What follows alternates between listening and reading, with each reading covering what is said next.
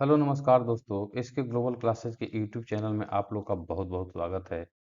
तो दोस्तों, आज फिर हम लोग बीपीएससी ट्री 3.0 का हम लोग क्लास पांचवा देखेंगे, यानी कि क्लास 4 कल हम लोग देख चुके थे। आज पांचवा क्लास देखेंगे और बहुत ही शानदार ये सीरीज चल रहा है। तो दोस्तों, आप लोग बस इस सीरीज में बने रहिए और अपने ट्री 3.0 जिसकी परीक्षा अगस्त 2024 में होने वाली है, तो आप उसके लिए एकदम बिल्कुल तैयार रहिए। आप लोग की संपूर्ण तैयारी हमारे चैनल पर कराई जाती है। तो दोस्त मेरे, अगर अभी तक आप नहीं जुड़े हैं तो चैनल पर जुड़ जाइए, चैनल को सब्सक्राइब कर लीजिए। और चलिए आज के महत्वपूर्ण प्रश्न को देखेंगे। आज का आप लोग को पहला प्रश्न है, आप लोग को पहला प्रश्न आप लोग को है कि वर्ष 2023 का अर्थशास्त्र के क्षेत्र में नोबेल पुरस्कार किसे दिया गया है। ये देखिए, आप लोग को करंट अफेयर से क्वेश्चन पूछ दिया गया है। ठीक है ना, ये करंट अफेयर से क्वेश्चन है। और नोबेल पुरस्कार से प्रश्न आप लोग की परीक्षाओं के लिए बहुत ही महत्वपूर्ण होता है, क्योंकि अगस्त 2024 में परीक्षा होना है। तो बहुत संभावना है कि आप लोगों के 2023 का जो है नोबेल पुरस्कार जो है, आप लोग को पूछने की जबरदस्त चांसेज हैं कि वो पूछा जाए। तो अर्थशास्त्र के क्षेत्र में नोबेल पुरस्कार 2023 जो है, आप लोग को ये 5 ऑप्शन दिए गए हैं। इन 5 ऑप्शनों में से ये क्लाउडिया गोल्डिन जो हैं, इन्हीं को ये अर्थशास्त्र का जो है नोबेल पुरस्कार 2023 में दिया गया है। ठीक है? तो ये बात आप लोग अच्छे से याद रखिएगा। अगर पूछ दे कि इनको किसके लिए दिया गया है, तो महिलाओं के जो श्रम बाजार के परिणामों के बारे में हमारी समझ को बेहतर बनाने के लिए, ठीक है ना? महिलाओं के श्रम बाजार में मैं लिख दे रहा हूँ, महिलाओं के श्रम के परिणामों को बेहतर समझ के लिए, बेहतर श्रम के परिणामों को बेहतर बेहतर समझ के लिए, ठीक है ना? ये जो है, इनको क्लाउडिया गोल्डिन को अर्थशास्त्र के क्षेत्र में इनको दिया गया है 2023 में। अगर पूछ ले आप लोग को, चलिए ये तो 2023 की बात हो गई। अगर 2022 में यही पूछ लेता, ठीक है ना, कि 2022 का भैया बता दीजिए कि अर्थशास्त्र का नोबेल पुरस्कार किन्हें मिला, तो ये 3 लोगों को मिला था 2022 में। उसको भी मैं लिख दे रहा हूँ, क्योंकि 2 साल से पहले पूछने का संभावना बिल्कुल नगण्य हो जाता है। या तो पूछेगा 22 का, नहीं तो पूछेगा 23 का। अब बाकी जब एग्जामिनर को ज्यादा घुमाना हो तब तो भाई वो कहीं का 1999 का भी पूछ सकता है, उसके लिए कोई रोक छेक थोड़े है। तो 2022 का भी आप लोग देख लीजिए। ये आप लोग के एक थे बेन बर्नान के, ठीक है ना, बेन बर्नान के, डगलस डायमंड, और तीसरा जो थे आप लोगों को, ये फिलिप्स डायबिक थे, फिलिप डायबिग नाम था इनका। तो ये 3 लोग थे जिनको 2022 में अर्थशास्त्र के क्षेत्र में दिया गया। और ये किसके लिए दिया गया अगर पूछ दिया जाए दोस्तों, तो ये आप लोग को समझ लीजिए कि ये बैंकों के क्षेत्र में, बैंकों के परिणामों के क्षेत्र में इनको बेहतर समझ के लिए इनको दिया गया है 2023 2022 के 2022 में इन लोगों को दिया गया। ठीक है ना? तो ये 2022 को हो गए। तो आप लोग इसको भी याद रख लीजिएगा। ठीक है? अब आप लोगों को एक और प्रश्न उठता है कि देखिए, अभी बहुत ही फेमस आप लोग को प्रश्न है, और वो प्रश्न आप लोग को है ये नरगिस मोहम्मदी, जिनको ये शांति के क्षेत्र में नोबेल पुरस्कार इनको मिला है। ठीक है ना? इनको मैं लिख दे रहा हूँ, 2023 के शांति के क्षेत्र में इनको नोबेल पुरस्कार मिला, शांति के क्षेत्र में नोबेल पुरस्कार मिला। और ये तो बाकी आप लोग समझ गए होंगे कि ये महिलाओं के श्रम के परिणामों के लिए, और ये बैंकिंग के क्षेत्र में इन लोगों को, तीनों लोगों को मिला था 2022 में। ठीक है ना? और ये नरगिस मोहम्मदी जो है, ये शांति के क्षेत्र में 2023 में इनको नोबेल पुरस्कार दिया गया। और ये एक ईरानी मानवाधिकार करता है, मानवाधिकार करता है कौन? नरगिस मोहम्मदी। दोस्तों, ये एक ऐसी महिला है जिनको अभी नोबेल प्राइज मिला हुआ है, लेकिन अभी भी वर्तमान में वो जेल में है। वर्तमान में वो जेल में है अभी, नरगिस मोहम्मदी। ठीक है? तो आप लोग इनको भी याद रखिएगा 2023 में। और 2023 के जितने भी नोबेल पुरस्कार विजेता हैं, उसके लिए सेपरेट वीडियो हमारे चैनल पर एक उपलब्ध है। आप लोग जाकर प्लेलिस्ट में देख लीजिएगा कि नोबेल पुरस्कार 2023 और नोबेल पुरस्कार 2022 जितने भी क्वेश्चन बन सकते हैं वो सारा चीज उसमें आप लोग को है। तो यहाँ पर विशेष ज्यादा नहीं बताऊंगा, थोड़ा सा लेकिन ये देख लीजिए। नरगिस मोहम्मदी चूंकि बहुत फेमस टॉपिक है और अभी वर्तमान में उनकी सजा जो है फिर और बढ़ा दी गई है, ठीक है ना, ये नरगिस मोहम्मदी का। और इनको दोस्तों, ये आप लोगों को नरगिस मोहम्मदी को क्यों दिया गया है, तो देखिए ये महिलाओं के उत्पीड़न के मामले में दोस्तों, ये एक इनके द्वारा आवाज उठाया गया कि महिलाओं का जो उत्पीड़न हो रहा है उसके बारे में आवाज उठाने के लिए इनको मिला है। ईरान में जो महिलाओं का उत्पीड़न हो रहा है, ठीक है ना, महिलाओं के उत्पीड़न के लिए इनको शांति के क्षेत्र में जो है, ये आप लोग को नरगिस मोहम्मदी को शांति के क्षेत्र में नोबेल पुरस्कार दिया गया 2023 का। तो दोस्त मेरे, आशा करता हूं कि ये प्रश्न आप लोग अच्छे से समझ गए होंगे, ठीक है ना। चलिए अगले प्रश्न की ओर हम लोग चलेंगे। प्रश्न दूसरा नंबर आप लोग को है कि लोहा जिससे प्राप्त किया जाता है वह है, लोहा जिससे प्राप्त किया जाता है, यानी कि यहाँ पर लोहे की अयस्क की बात की जा रही है। यहाँ पर 5 ऑप्शन आप लोग को दिए गए हैं, आप लोग को बताना है कि कौन कौन सा ऑप्शन सही है। तो लोहा का जो यहाँ पर चूने का पत्थर, पिच ब्लेड और हेमेटाइट उपयुक्त में से एक से अधिक उपयुक्त में से कोई नहीं। तो दोस्त मेरे, आप लोग जानते हैं कि लोहा जो है ये हेमेटाइट से जो प्राप्त होता है, ठीक है ना। एक इसमें जो दिया हुआ ऑप्शन, इसमें हेमेटाइट जो है ये बिल्कुल सही है। और अगर परीक्षा में कभी पूछ ले, ठीक है ना, और अगर पूछ ले हेमेटाइट ना देकर आप लोग को मैग्नेटाइट दे दे, मैं लिख दे रहा हूं आप लोग इसको मैग्नेटाइट, ये ट है, ठीक है ना, मैं अच्छे से लिख दे रहा हूं मैग्नेटाइट, ठीक है। मैग्नेटाइट आप लोग को लिमोनाइट, लीमो लिमोनाइट, सीडेराइट, सीडेराइट, ये जितना है आप लोग को ये लोहे का अयस्क है दोस्त मेरे, ठीक है ना, ये लोहे का अयस्क है, ये लोहे का बहुत ही महत्वपूर्ण अयस्क है। और देखिए एक ऊपर ये भी बहुत कई बार परीक्षाओं में आप लोग को देखने को मिल जाता होगा कि ये पीच ब्लेड का पूछ दिया जाता है कि पीच ब्लेड किसका अयस्क है, तो इसको भी लिख दे रहा हूं, ठीक है ना। ये यूरेनियम का बहुत ही महत्वपूर्ण अयस्क है दोस्त मेरे, ये पीच ब्लेड जो है यूरेनियम का बहुत ही महत्वपूर्ण अयस्क है। तो आप लोग इसको भी अच्छे तरीके से याद रख लीजिएगा, क्योंकि देखिए जो जो परीक्षा की दृष्टि से आप लोग को महत्वपूर्ण प्रश्न बन सकते हैं उसको मैं वहां पर डिस्कस कर देता हूं, और यही मेरा पढ़ाने का तरीका है। और दोस्त मेरे, आप लोग को टॉप लेवल का कंटेंट जो है हमारे एसके ग्लोबल क्लासेस पर लगातार आप लोग को मिलता रहता है, और आप लोग के लिए मोर देन 180 यानी कि 180 से ज्यादा वीडियो हमारे चैनल पर उपलब्ध है, जो कि आप लोग को यहाँ पर जीके जीएस करेंट अफेयर, ठीक है ना, आप लोग को मैथ रीजनिंग, सीडीपी यानी कि चाइल्ड डेवलपमेंट एंड पेडागोगी के भी आप लोग को यहाँ पर हमारे चैनल पर क्लासेज उपलब्ध हैं, बिहार स्पेशल भी उपलब्ध हैं। तो आप लोग के लिए कहिए कि एक संपूर्ण तैयारी जो है हमारे चैनल पर आप लोग के लिए उपलब्ध है। आप लोग प्लेलिस्ट विजिट करते रहिए और महत्वपूर्ण क्लास को सबको देख लीजिए। तो चलिए अगले प्रश्न की ओर हम लोग चलेंगे बिना देर किए हुए। अगला प्रश्न तीसरा नंबर आप लोग को है कि मनुष्य के शरीर में शुद्धिकरण की प्रक्रिया को क्या कहते हैं। देखिए ये बहुत ही महत्वपूर्ण प्रश्न है, ये साइंस का ही प्रश्न है कि मनुष्य शरीर में खून के शुद्धिकरण की प्रक्रिया को क्या कहते हैं।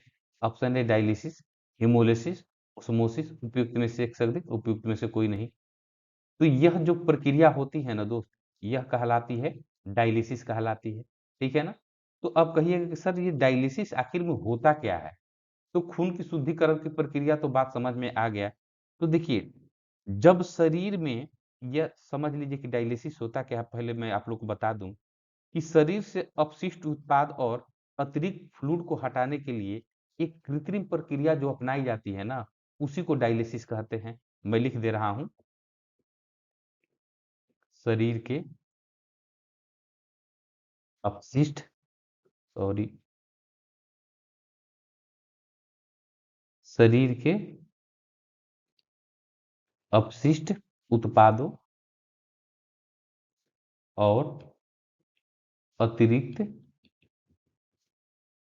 अतिरिक्त जो फ्लूइड होते हैं उसको हटाने की कृत्रिम विधि है। हटाने के लिए ये कृत्रिम विधि जो है यही कहलाती है, आप लोग को डायलिसिस कहलाती है। यानी कि यह प्रक्रिया तब अपनाई जाती है, ये डायलिसिस की प्रक्रिया कब अपनाई जाती है? ये भी प्रश्न उठेगा कि भाई कब ये अपनाया जाता है डायलिसिस की प्रक्रिया? जब किसी व्यक्ति का किडनी जो है ठीक से काम नहीं करता है, यानी कि किडनी के ठीक से नहीं काम करने के कारण, किडनी के ठीक नहीं काम करने के कारण यह प्रक्रिया जो है ये अपनाई जाती है डायलिसिस, जिसमें शरीर के अपशिष्ट उत्पादों और अतिरिक्त फ्लूइड को हटाने के लिए ये कृत्रिम विधि अपनाई जाती है। तो आशा करता हूँ कि डायलिसिस भी आप लोग अच्छे तरीके से समझ गए होंगे। और दोस्त मेरे, आप लोग के द्वारा वीडियो पर जो है आप लोग के द्वारा कमेंट नहीं किया जाता है। आप लोग क्लास को जो है आप लोग एंजॉय करके नहीं लग रहा है देख रहे हैं, या तो आप लोग को बातें नहीं समझ में आ रही है। तो आप लोग के लिए मैं इतना अच्छा क्लास लेकर आता हूँ, तो आप लोग लाइक शेयर और सब्सक्राइब करते रहिए और वीडियो के बारे में जरूर लिखिए कि आप लोग को क्लास कैसा लगा। क्या अगर आप लोग को लगता है कि कुछ सुधार की भी जरूरत है, तो वो आप लोग के द्वारा एकदम बिल्कुल वेलकम है। आपके सुझाव बिल्कुल वेलकम है हमारे चैनल पर। तो आप लोग इसको जरूर कमेंट बॉक्स में लिखिए। और इससे जो है दोस्त मेरे मेरे को मोटिवेशन मिलता है अगले वीडियो बनाने के लिए। आप लोग के लिए जो वीडियो मैं बनाता हूँ, इसके लिए मोटिवेशन जो है मुझे यहीं से प्रदान होता है। आप लोग अच्छे अच्छे कमेंट करते हैं, आप लोग लाइक करते हैं, शेयर करते हैं अपने दोस्तों को, सब्सक्राइब करते हैं, तो ये एक मेरे मोटिवेशन को हाई लेवल तक पहुंचा देता है, जो कि आप लोग को लगातार क्लासेस इसके ग्लोबल क्लासेस पर मिल रहा है। तो चलिए अगले प्रश्न की ओर चलेंगे हम लोग। अगला प्रश्न 4 नंबर प्रश्न है आप लोग को कि प्राचीन भारत का वह ग्रंथ जिसका 15 भारतीय एवं 40 विदेशी भाषाओं में अनुवाद हुआ। प्राचीन भारत का वह ग्रंथ जिसका 15 भारतीय एवं 40 विदेशी भाषाओं में अनुवाद हुआ। ये बहुत ही महत्वपूर्ण ग्रंथ है दोस्त मेरे। और ये कौन है? आप लोग देखिए, यहाँ पर 5 ऑप्शन दिए गए हैं। हितोपदेश, पंचतंत्र, कथासरित सागर, उपयुक्त में से एक सदी, उपयुक्त में से कोई नहीं। ठीक है ना? तो आप लोग बताइए इसको। तो इस प्रश्न का सही जवाब आप लोग को हो जाएगा दोस्त मेरे, ये हो जाएगा पंचतंत्र हो जाएगा। ठीक है ना? ये पंचतंत्र हो जाएगा। ये एक ऐसा ग्रंथ है जिसका 15 भारतीय भाषा एवं 40 विदेशी भाषाओं में अनुवाद हुआ है। इसका पंचतंत्र का।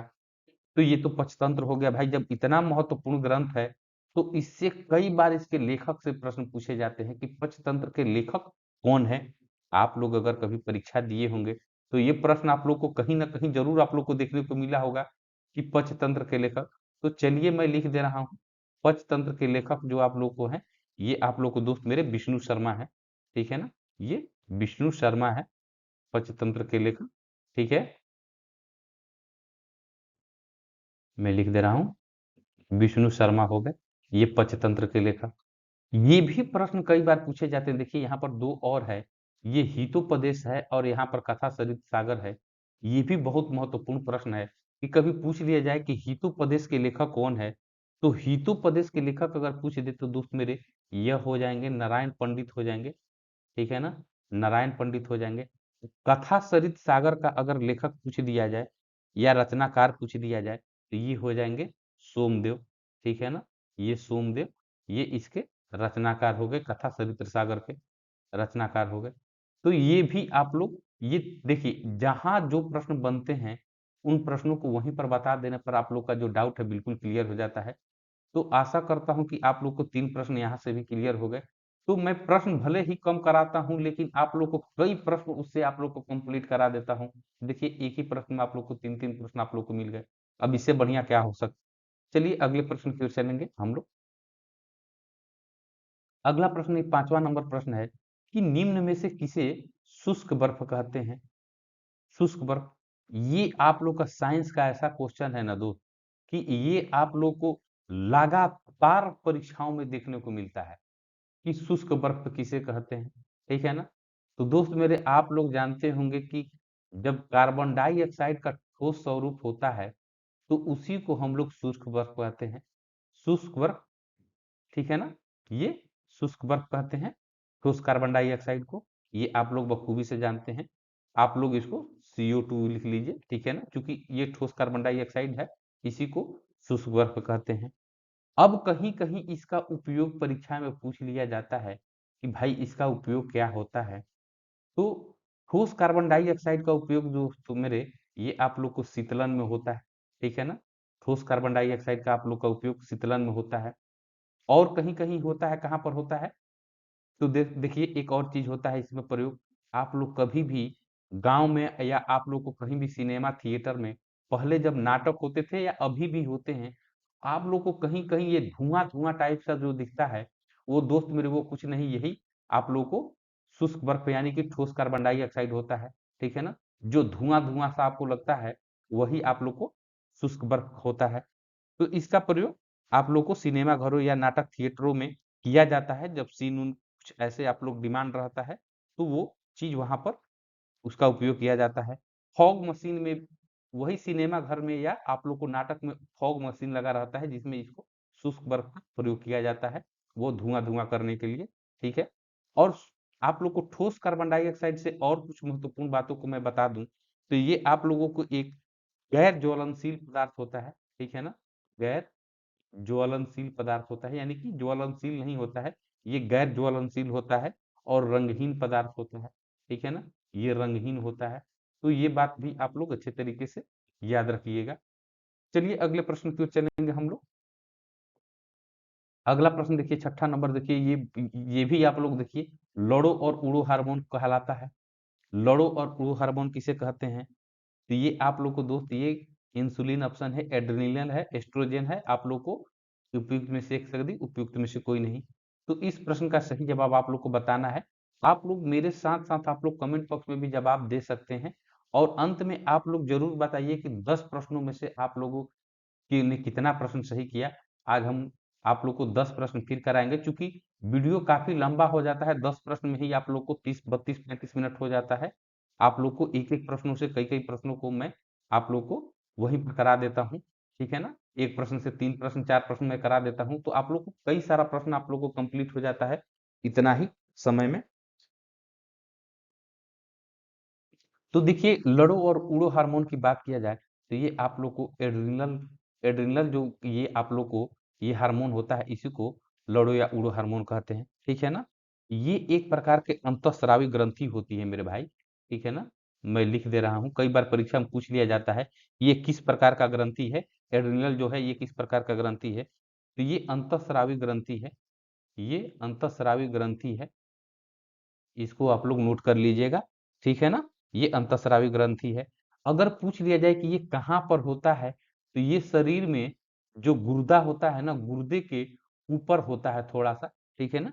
गुर्दे के ऊपर ये स्थित होता है, ये ग्रंथि, ठीक है?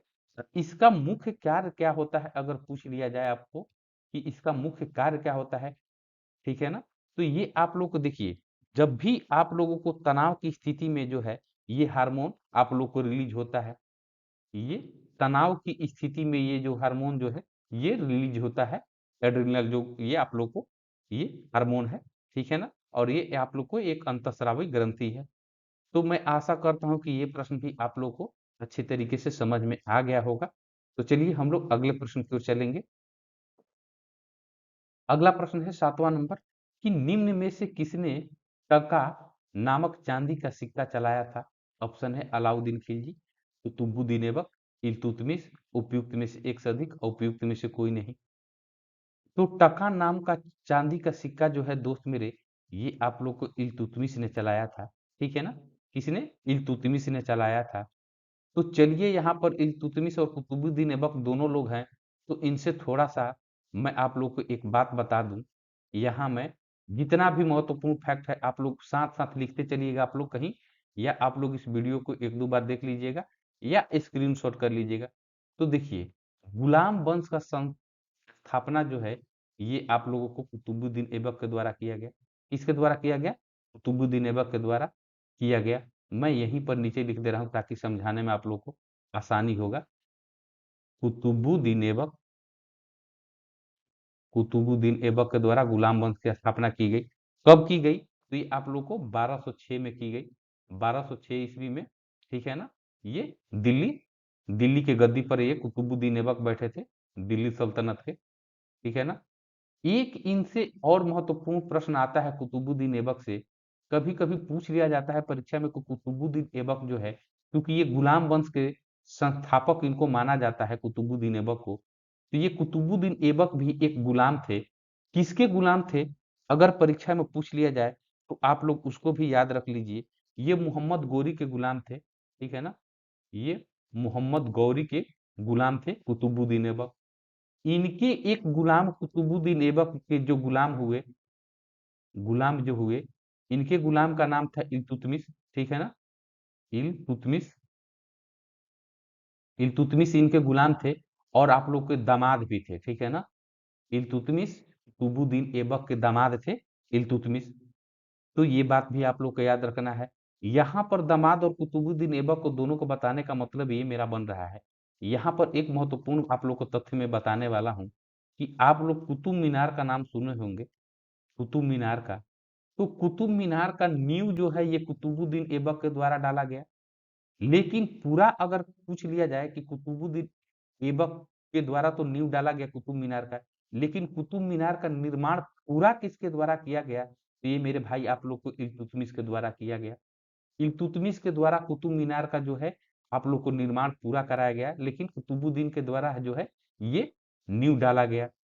कुतुबुद्दीन ऐबक से एक और महत्वपूर्ण प्रश्न पूछता है कि आप लोग को पूछ देगा का कि कुब्बत उल इस्लाम मस्जिद इनके द्वारा बहुत ही एक महत्वपूर्ण मस्जिद बनाया गया।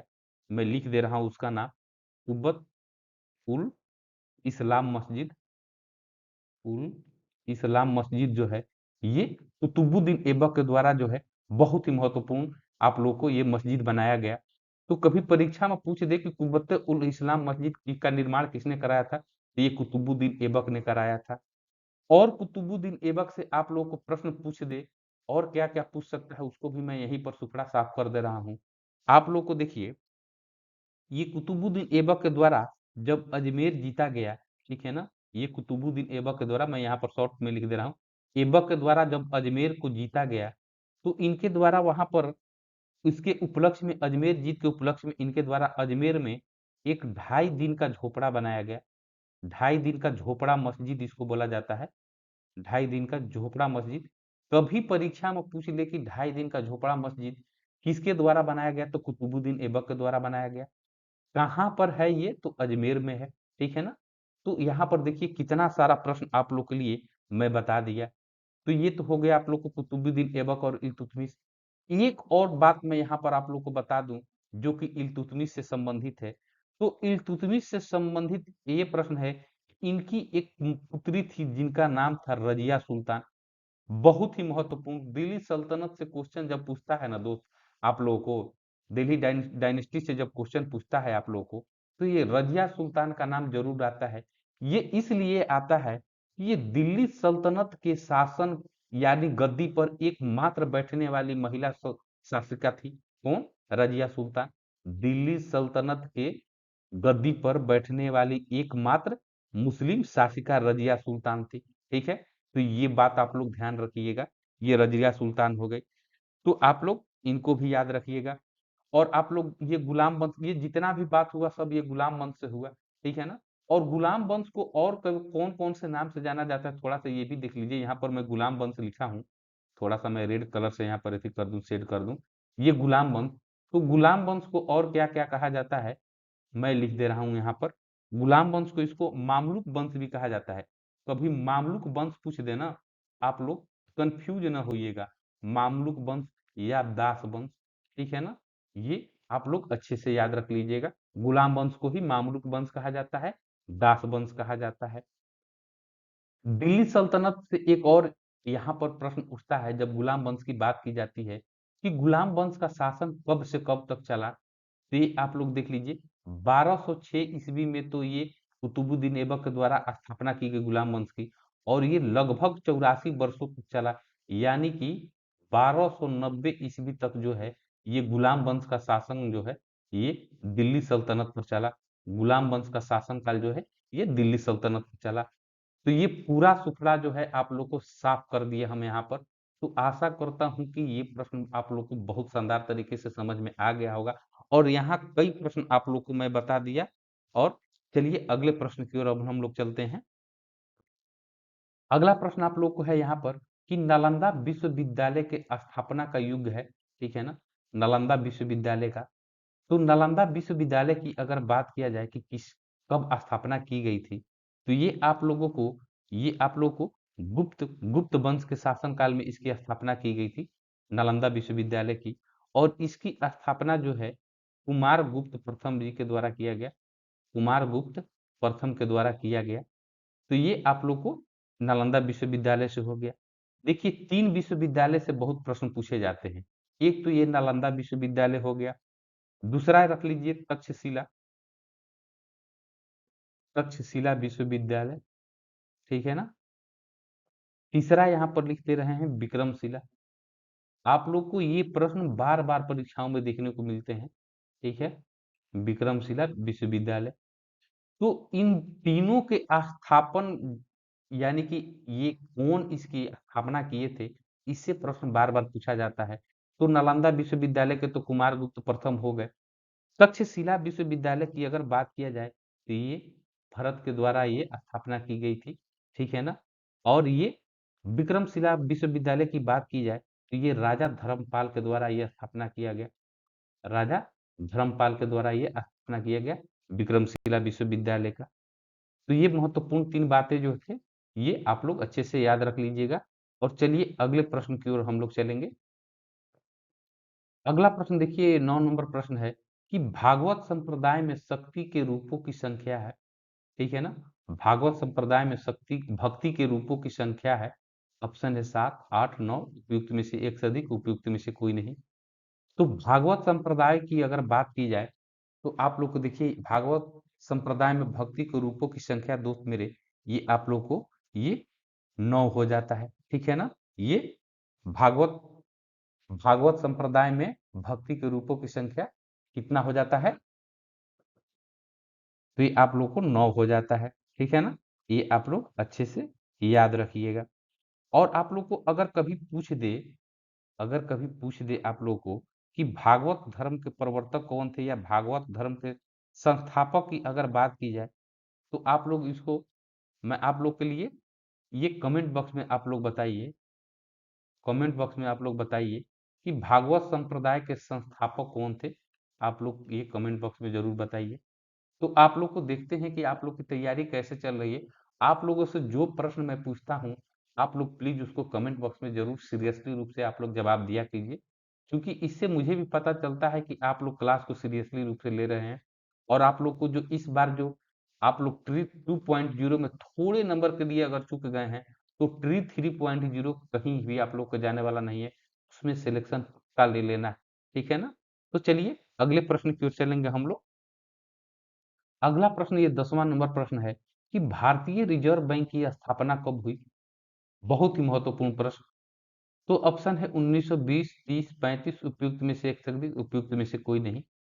और यही पैटर्न आप लोग को पूछने का होता है आप लोग को बीपीएससी 3.0 में, यानी कि बिहार शिक्षक भर्ती 3.0 की जो परीक्षा अगस्त 2024 में होनी है। तो ये भारतीय रिजर्व बैंक की अगर बात की जाए स्थापना की, तो दोस्त मेरे आप लोग को हुआ था 1935 में हुआ था, ठीक है ना? ये 1935 में हुआ था। इसका राष्ट्रीयकरण से प्रश्न बार-बार पूछा जाता है, ठीक है ना? ये राष्ट्रीयकरण से प्रश्न बार-बार पूछा जाता है कि भारतीय रिजर्व बैंक के राष्ट्रीयकरण कब हुआ था?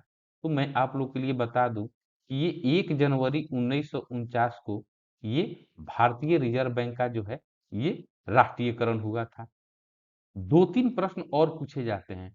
देखिए एक भारतीय रिजर्व बैंक से लेखा वर्ष पूछा जाता है, एक पूछा जाता है वित्तीय वर्ष पूछा जाता है कि भारतीय रिजर्व बैंक का लेखा वर्ष कब से कब तक चलता है या वित्तीय वर्ष। तो लेखा वर्ष की अगर बात किया जाए तो ये आप लोग को हो जाएगा 1 जुलाई से 30 जून तक चलता है ये भारतीय रिजर्व बैंक का लेखा वर्ष। लेकिन वित्तीय वर्ष की अगर बात किया जाए तो ये आप लोगों को 1 अप्रैल से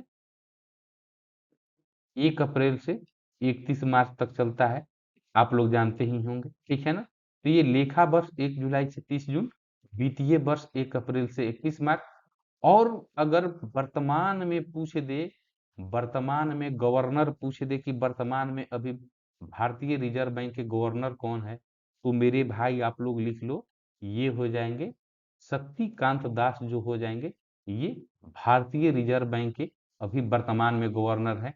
यानी कि मैं जनवरी 2024 तक की बात कर रहा हूँ, ठीक है ना? अभी वर्तमान में गवर्नर ये शक्तिकांत दास हैं, ठीक है? तो आप लोग आशा करता हूँ कि ये प्रश्न भी आप लोगों को अच्छे तरीके से समझ में आ गया होगा। चलिए अगला प्रश्न जो कि आप लोग के लिए होमवर्क प्रश्न होना है, और होमवर्क प्रश्न ये बहुत ही इजी प्रश्न है और आप लोग थोड़ा-सा भी अगर साइंस आप लोग का अच्छा तैयारी चल रहा है, तो ये आप लोग तुरंत बता दीजिएगा कि ध्वनि का वेग अधिकतम होता है किसमें? वायु में, कि द्रव में, कि धातु में? उपयुक्त में से एक से अधिक, अउपयुक्त में से कोई नहीं। तो ध्वनि का वेग अधिकतम किसमें होता है? आप लोगों को इसको कमेंट बॉक्स में आप लोग को ये प्रश्न का उत्तर जो है आप लोग को लिखना है। और आप लोग होमवर्क प्रश्न को तो आप लोग बिल्कुल कमेंट बॉक्स में कीजिए, क्योंकि होमवर्क प्रश्न का मतलब ही होता है कि आप लोग तैयारी करने के बाद आप लोग का टेस्ट लेने के लिए ये प्रश्न दिया जाता है कि आप लोग की तैयारी कैसे चल रही है। तो आप लोग इन प्रश्नों का उत्तर ज़रूर कमेंट बॉक्स में दिया कीजिए। और दोस्तों आप लोग इसी तरह हमारे चैनल पर आप लोग अपना प्यार बनाए रखिए। और जो दोस्त अभी तक चैनल को सब्सक्राइब नहीं किए हैं, आप लोग सब्सक्राइब कर लीजिए और बेल नोटिफिकेशन को ऑन कर लीजिए, ताकि जैसे ही मैं कोई क्लास आप लोग के लिए उपलब्ध कराऊँ, आप लोग के पास सबसे पहले पहुँच जाए। और आप लोग को टॉप लेवल की पढ़ाई तो हमारे चैनल पर चल ही रही है, चाहे जो भी विषय हो। आप लोग प्लेलिस्ट विजिट कर लीजिएगा, आप लोग को एक से एक बढ़ के क्लासेज मिल जाएगी। तो दोस्तों आज के लिए बस इतना ही। एक और नया शानदार क्लास लेकर आप लोग के समक्ष में उपस्थित होऊँगा। तब तक के लिए मैं आप लोगों से आज्ञा लेना चाहूँगा। जय हिंद दोस्तों।